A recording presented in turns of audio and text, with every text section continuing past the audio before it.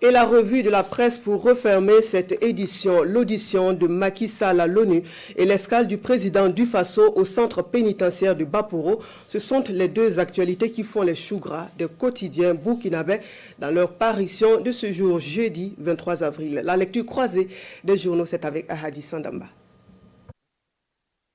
La visite du président du Faso au centre pénitentiaire de Baporo, l'actualité est largement relayée par les quotidiens burkinabés dans leur parution de ce jeudi. SNC Bobo 2026, le capitaine Ibrahim Traoré à Bobo Dioulasso affiche l'Express du Faso.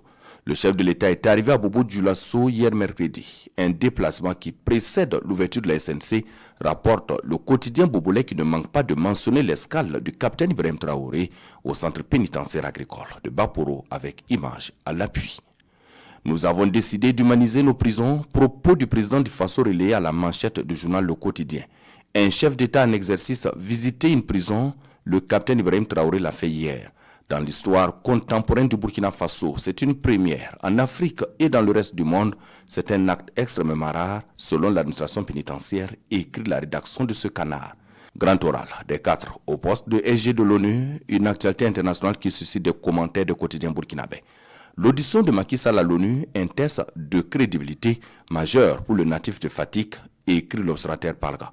En 3 heures, Macky Sall avait à livrer sa vision sur les grandes questions actuelles, à savoir la paix, la sécurité, les droits humains et le développement. Dans son document, Refonder le multilatéralisme pour un monde meilleur, l'ancien président sénégalais évoque une crise profonde et systémique du système international et appelle à une réforme en profondeur de l'ONU afin d'en restaurer la crédibilité et l'efficacité, rapporte le doyen des quotidiens burkinabés. En attendant le P5, Macky Sall persiste et signe, titre aujourd'hui au Faso pour sa part.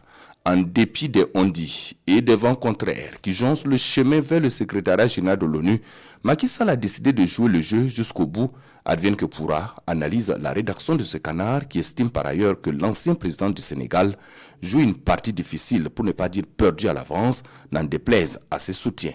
Il n'est ni parrainé, ni proposé par son pays, le Sénégal, mais par le Burundi, boudé par l'Union africaine, où il y a en la matière un comité chargé de réceptionner de telles candidatures qu'il portera.